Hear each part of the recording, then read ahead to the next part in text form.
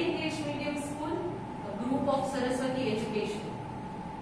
Since we are facing this problem of coronavirus and we have to maintain some social distance and follow the rules of government, that we have to wear a mask, social distancing, sanitize our hands properly, wash your hands with water and soap frequently. So hope you all are doing it. Since I am all alone in this room, let me remove my face mask so that we can interact with each other clearly. Okay. So today I am taking this session for grade 3, chapter number 1, Earth, its surface and movements. This is the name of the chapter, and today we are conducting session number 1. In this chapter, we are going to learn something new. What new? In this session, I will explain you something new and interesting about our planet Earth. Earth is our planet on which we live on. So today's session, the 5 main points we are going to elaborate and study are: what is the Earth? First point, Earth क्या है? Shape of the Earth. Earth का shape क्या है? किस तरह से दिखता है? Is it round? Is it oval? Square? I know many of you know the answer, but we will further discuss it. Might be your assumptions are wrong, might be you are right. Next point, proportion of land and water. Proportion of land and water क्या है? आपने देखा होगा कि हम जब holidays पर होते हैं तब कभी कभी कहीं बीच पर जाते हैं, जैसे यहाँ पर द्वारका का बीच है, सोमनाथ का बीच है, तो वहाँ पानी होता है, सो वाटर. एंड जो हम रेगुलर नॉर्मली जहाँ रहते हैं वो लैंड पोर्शन होता है, करेक्ट? तो अर्थ के ऊपर 2 मेन प्रोपोर्शंस जो है वो है land forms and water bodies का. ये लैंड फॉर्म्स और वाटर बॉडीज में भी अलग अलग चीजें होती है, जैसे कि वाटर बॉडी में सी, ओशियन, रिवर, लेक, पॉन्ड, ये सब आपने पढ़ा ही होगा पहले के आपके ग्रेड्स में. और लैंड में भी हमने सुना है कि माउंटेन्स है, वैलीज है, या फिर कहीं प्लेन लैंड्स है, डेजर्ट्स है, करेक्ट? तो ये है लैंड फॉर्म्स के बारे में. अब लैंड एंड वाटर कितने कितने हैं? आप बोलोगे कि मैंने तो बहुत सारे लैंड देखे, पानी कम देखा है, करेक्ट? कोई और बोलेगा जो बीच साइड रहता है, चाहे वो पोरबंदर हो, द्वारका हो, तो वो बोलेगा पानी बहुत ज्यादा है, लैंड कम है, करेक्ट? मगर ये कैसे होता है वो हम डिटेल में स्टडी करेंगे आज के सेशन में. Next, right temperature. Right temperature. Right temperature is very very important for anything to survive on Earth. Right temperature का मतलब ये है कि कितने तापमान में आप रह सकते हो, कितने तापमान में आप नहीं रह सकते. You can not survive in that temperature. If it is too hot, very difficult to survive. If it is too cold, you might freeze. So again, very difficult to survive. And the last point is regarding the atmosphere. Atmosphere. इसके बारे में हम detail study करेंगे कि atmosphere क्या है. Again, it is a new vocabulary word for you. That is atmosphere. So now let us take one by one points in detail.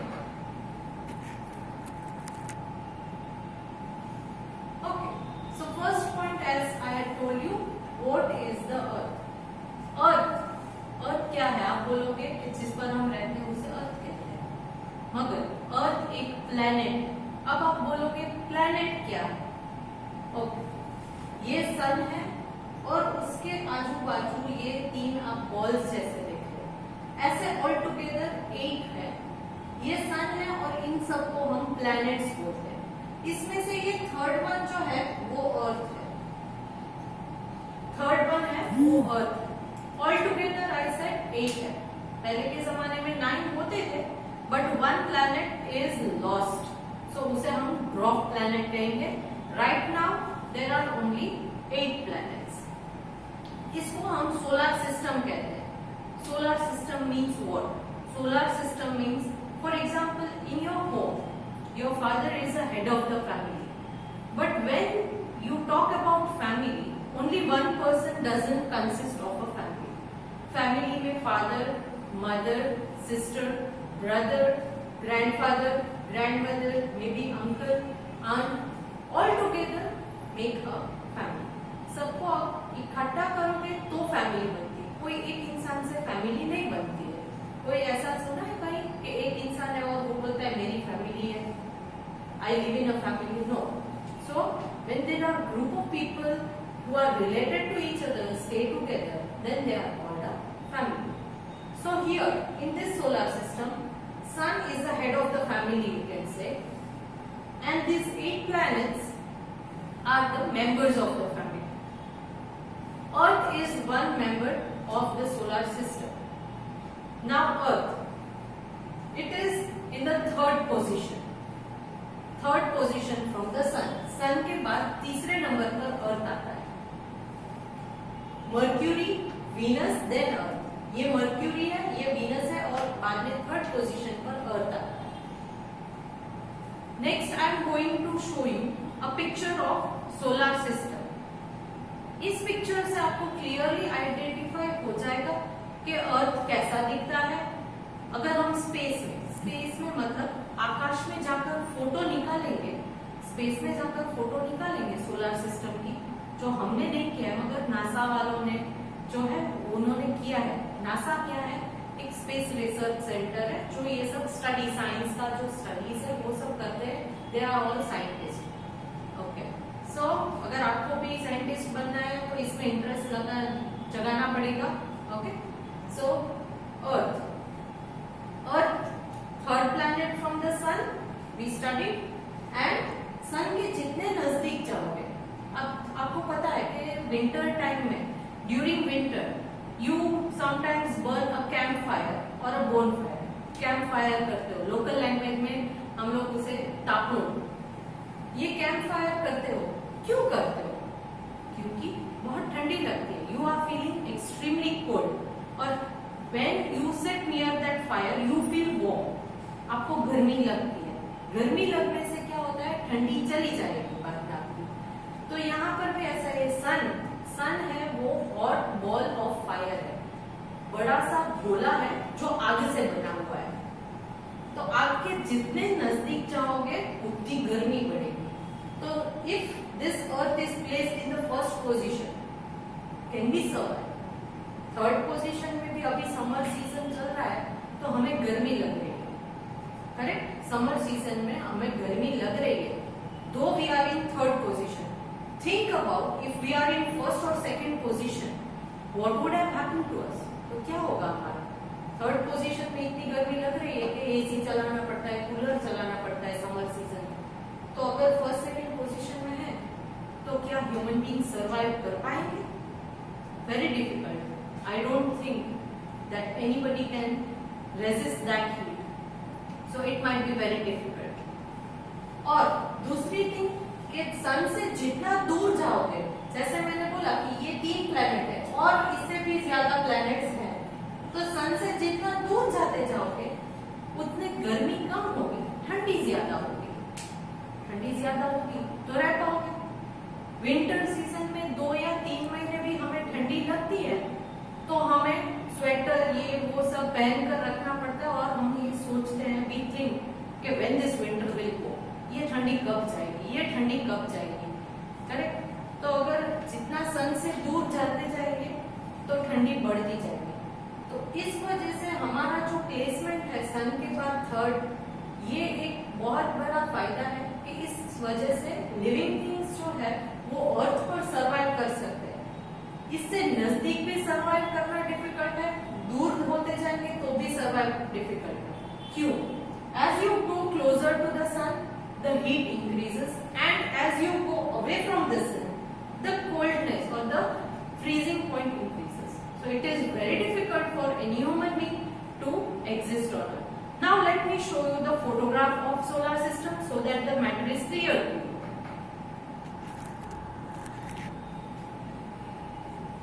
Now we are discussing second point, shape of the earth. Shape of the earth, आप लोग बोलोगे कि round है, circular in shape, spherical in shape. जो book में दिया है वो भी वही है, राउंड, सर्कुलर, स्फीयरिकल, यही सब है। But shape of the earth exact round नहीं है। क्यों नहीं है आप ये बोलोगे? देखने में तो राउंड ही दिखता है, देखने में राउंड ही दिखता है, मगर राउंड है नहीं। क्यों नहीं है? क्योंकि ये आपको सर्कल जैसा दिख रहा होगा। I am not good in drawing, so इतना परफेक्शन में मत जाना। ये एक सर्कल है, मगर अर्थ का जो शेप है वो इधर ऊपर से और इधर नीचे से थोड़ा फ्लैट है। They are flatted at the poles. यहाँ पर मैं अगर मार्क करूं, ये नॉर्थ है, ये साउथ है, ये ईस्ट है और ये वेस्ट है, करेक्ट। नॉर्थ और साउथ जो है वो ऊपर नीचे है। North pole, south pole. Poles जो है वो फिक्स्ड रहते हैं। यहाँ बीच में अगर हम यहाँ स्टिक डाल दे तो वो बाद में राउंड राउंड राउंड बॉल को घुमाएंगे तो कैसे घूमता है, वैसे अर्थ भी पोल से फिक्स्ड रहता है, यहाँ से घूमता रहता है, करेक्ट। अब ये नॉर्थ एंड साउथ पोल जो है वो फिक्स्ड है और इसको पोल्स बोलते हैं। पोल्स जो है वो फ्लैट होते हैं और जो सेंटर का पार्ट है, ये मिडिल का पार्ट, वो बल्ज है। बल्ज, न्यू वर्ड है। बल्ज मतलब क्या? बल्ज मतलब थोड़ा फूला हुआ, कर्व ज्यादा है। ऊपर जैसे फ्लैट है थोड़ा सा, वैसे ही मिडिल में ये फूला हुआ है, जिसको हम बल्ज कहते हैं। ओके, तो ऐसा एक फ्रूट भी है जिससे हम अर्थ के शेप को डिफाइन कर सकते हैं।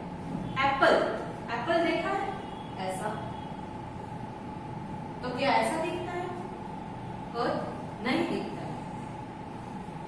ये शायद चीकू जैसा कुछ है, या पोमोग्रेनेट ऐसा होता है, यहाँ से क्राउनिंग आती है पोमोग्रेनेट में। तो क्या ये ऐसा दिखता है? नहीं। क्या दिखता है?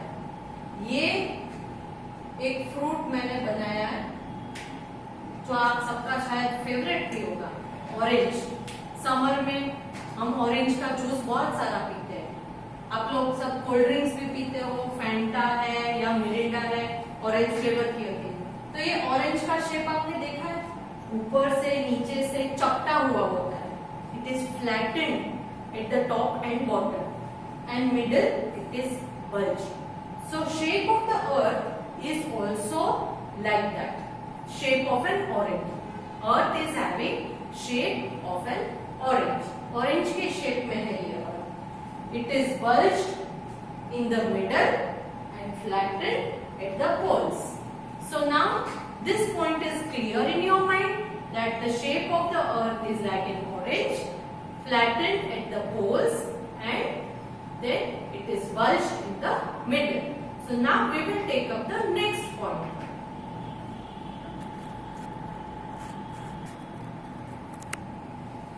Let us discuss the next point, that is the proportion of land and water. Proportion of the land and water, जैसे कि मैंने बोला, लैंड और वाटर कितना कितना है हमारे प्लेनेट के ऊपर, इसके बारे में हम यहाँ बात करेंगे। लैंड एंड वाटर जो है वो इक्वल भी नहीं है, थोड़ा ज्यादा कम। कैसे? You can see I have written 2/3, 2/3, 1/3, 1/3। Now what do you understand by this? अगर आपने मैथ्स में फ्रैक्शंस का चैप्टर पढ़ा है तो शायद पता होगा कि ये एक पोर्शन है, इसके पहले टोटल 3 हिस्से में कर देती हूँ। So total is 3। इसमें से मैंने लिखा कि 2/3 वाटर है। 2/3 मतलब ये 2 हिस्से अगर हम ले लें तो ये 2 हिस्से जितना, दैट इज 2/3 वाटर, इतना वो पानी है।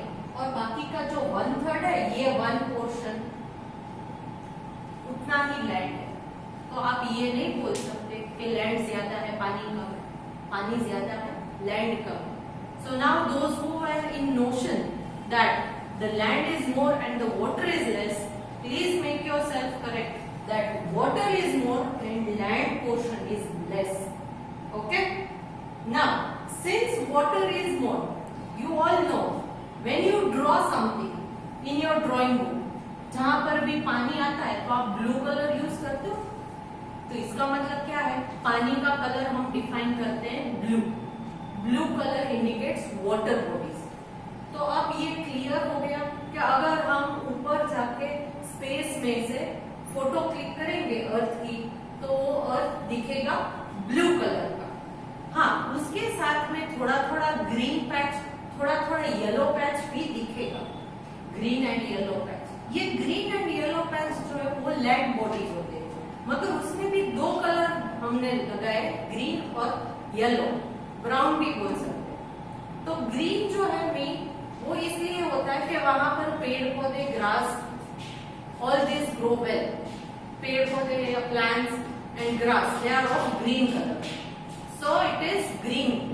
एंड येलो और brown colour indicates the desert. Desert means रण प्रदेश, जहां पर बंजर जमीन, कुछ ग्रो नहीं होता है, सिर्फ रेत ही रेत है। तो दिस रेत और sand is of brown colour और yellow colour. So those yellow colors or brown colors indicate the desert. Green color indicates the greeneries, grasslands, everything, or the areas where plants and the grass grow well. So 2/3 water and 1/3 is land. इस 1/3 land पर हम लोग रह पा रहे हैं। हाँ, poles पर नहीं रह सकते। क्यों? क्योंकि जो पोल्स है वो ज्यादातर फ्रोजन होते हैं, बर्फ से ढके हुए होते हैं, तो वहां पर रहना मुश्किल हो जाता है।